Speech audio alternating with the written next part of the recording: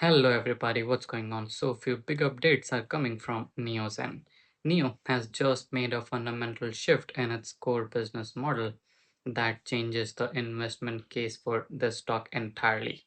For years, the single biggest bear case against NIO has been its massive capital intensive battery swapping network. Wall Street called it an unscalable cash drain, a black hole on the balance sheet that would forever drag down margins. That narrative dies today. A massive development out of Hubei province confirmed that NEO Power and the state-owned Optics Valley Traffic Company have officially executed the transfer of Wuhan's entire battery swapping network directly into the state hands. NEO is handing over the heavy capital asset to state-owned enterprise SOE partner while retaining 100% of the high margin operational and technical service contracts. So, if you are holding new shares or watching from the sidelines, you need to understand why this asset light pivot, backed directly by Chinese government capital, is a game changing catalyst for NEO's valuation in upcoming years. Now, let's step back and look at why the market historically punished NEO.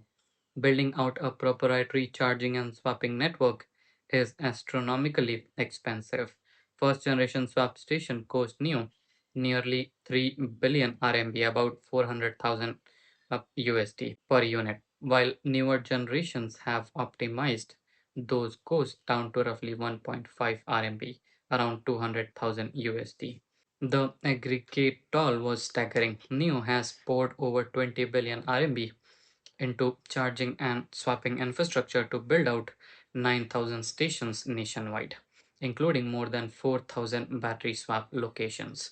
Carrying those fixed assets on the balance sheet created massive depreciation expenses, high maintenance liability, and persistent operational drag. Wall Street priced NEO like an infrastructure company wrapped inside an EV manufacturer, applying a severe discount to its equity. But now, at what this Wuhan transaction actually accomplished under the state owned asset ownership plus neo professional operational model, state capital has stepped in to act as the primary landlord and asset holder. They provide the balance sheet strength, finance the hardware, and absorb the heavy capital expenditure. Meanwhile, Neo Power shift into an asset light operator model, essentially functioning as a specialized software technology and management provider.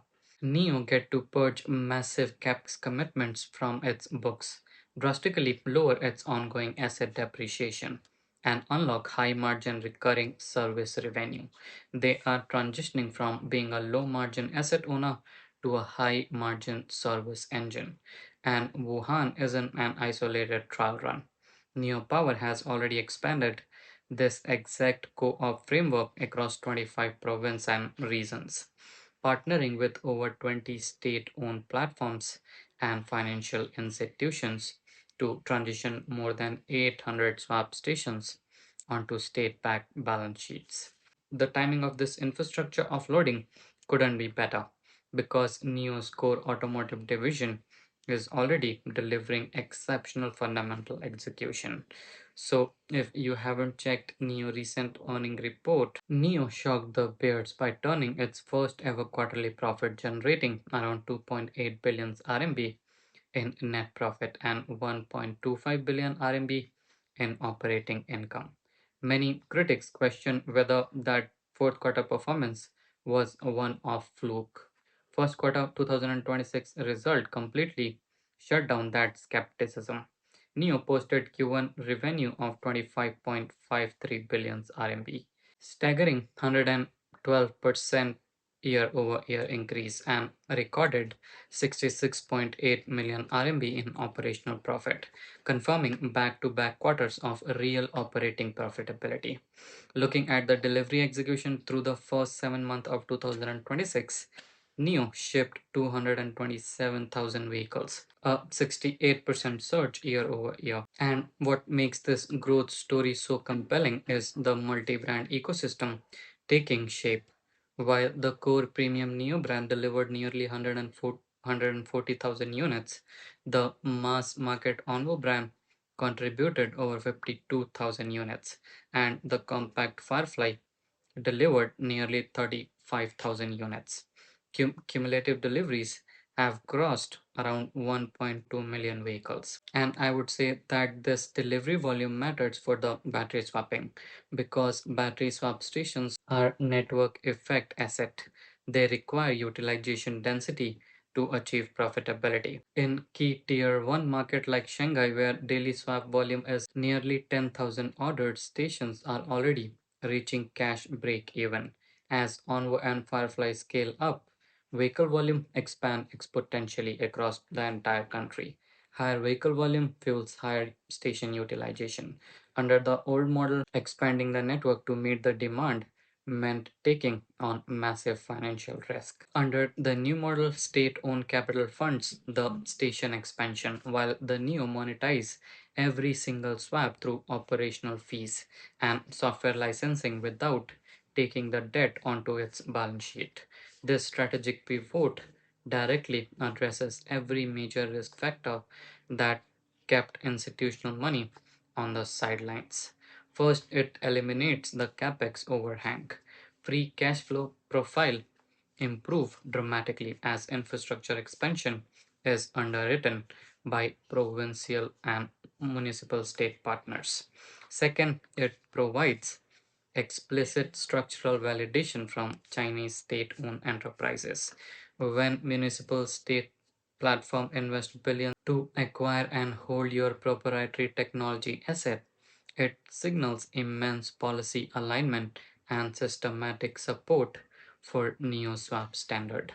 Third, it accelerates path to profitability expansion across entire ecosystem, with operating leverage kicking in from back-to-back profitability quarters and multi-brand delivery growth scaling nearly 70%, stripping away heavy capital cost creates an immediate tailwind for operating margins. For years, the short seller argued that NEO's battery swap network was its Achilles heels, a cash burn machine that would prevent the company from ever achieving sustained profitability.